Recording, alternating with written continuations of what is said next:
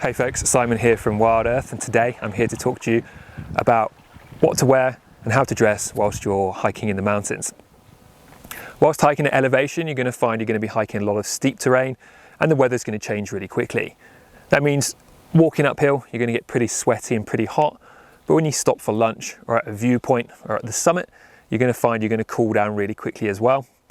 So because of that, it is really important to have a really good combination of technical layers so that you can adjust throughout the day and remain warm, dry and safe throughout your hike.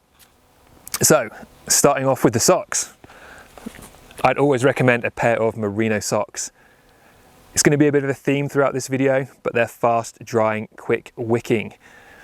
That means it's going to keep you dry and keep you warm if you do start sweating on your feet. Brands like Smartwool, Bridgedale and Icebreaker all make really good merino socks. So it will just be about choosing the thickness for kind of comfort and personal preference on those ones. Going up to the trousers, my go-to is something like this, like the Salomon Wayfarer that you can see is a zip off. What I look for in a trouser is something that's got a good stretch to it, good movability, and I don't like it to be too thick, but again, that's a bit of a preference. The zip off at the knee though is a really nice feature. That just means the only extra bit of material you're going to be carrying in your bag is two really thin pieces like this that roll down really small. So you can start off in your shorts whilst you're going uphill, and when you get to the summit you can pull on your trousers. It's going to protect you from mosquitoes and it's going to keep you that bit warmer as well whilst you're up there. Those trousers as well, again, are quick drying. For me, I find that I don't actually need to bring a waterproof pair of trousers on most hikes, because if I do get a bit wet, they're going to dry so fast that that's not really going to be an issue. However, if you do have space in your bag, I really do recommend taking a pair with you, because you do never really know what's going to happen when you're out in the mountains. Then we're talking core, up top. All your blood gets pumped from your core, so if you can keep the core of your body warm, you're going to find the extremities also stay warmer. I'll say it one more time. No cotton against the skin. This is a merino t-shirt from Icebreaker, part of their Cool Light series. I prefer short sleeves because I know I'm going to get really hot. But if you do want that protection from the sun, something a little bit longer. But again, a quick dry material. If it's not merino, a kind of synthetic alternative also works, but just really avoid that cotton. From there, I would have a lightweight mid-layer. Some kind of zip-up fleece works really well. They pack down pretty small and they can fit in any bag. I prefer a zip up just because it's easy to get on and off. And it is a really good option to kind of start off your hike in the morning and just cover those arms if it is a bit chillier. From there, next up would be a down layer. So the advantage of down layers is they pack down really small, but they keep you really warm.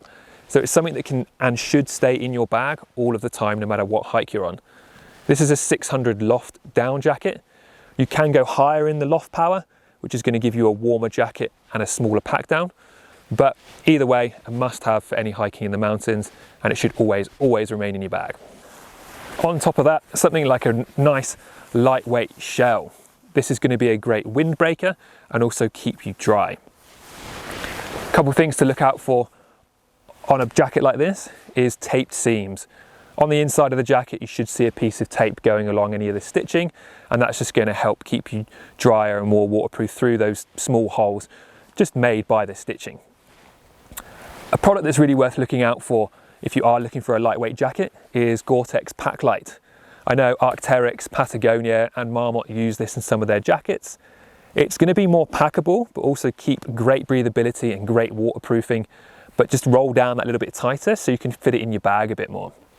If you're looking at the North Face, something like Futurelight is a great option as well, has good packability. Even any time of year, I'll have this jacket and this jacket in my bag all of the time. Even if it's 30 degrees outside, I don't know what the weather's going to do. You might find you roll an ankle on the mountain and you're going to have to wait there for a rescue. You want to stay warm and dry whilst you're doing that, or you might find it's even a layer that you need to lend to a friend if they get into a bit of trouble whilst you hike out. A couple of other bits I always keep in my bag as well would be gloves and a hat. The hat's great for keeping the wind chill off the ears when you're in an exposed area, and gloves are a really good way of regulating your temperature. You release a lot of heat through your hands, so if you pull these gloves on and off throughout the day, you're going to find that you can kind of cool down and warm up pretty well as well. So always keep those in your bag.